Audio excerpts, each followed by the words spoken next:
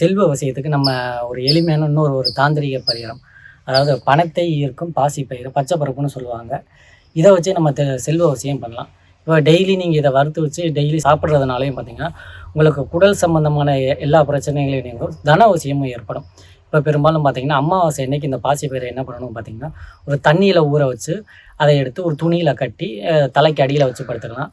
இல்ல தண்ணீல ஊற வைக்காம நீங்க உங்க தலைக்கு பின்னாடி இத வச்சுட்டு காலையில எந்திரிச்சோனே இத கொண்டு போய் பசுமாட்டுக்கு நீங்க சாப்பிட குடுக்கணும்.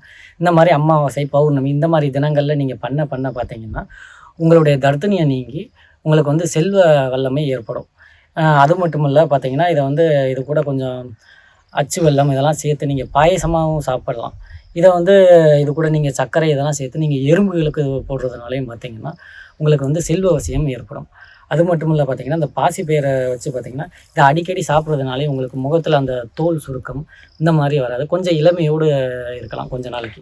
அந்த அளவுக்கு ஒரு அற்புதமான ஒரு தாந்திரீக பரிகாரம் வந்து இந்த பாசிப்பயிறு.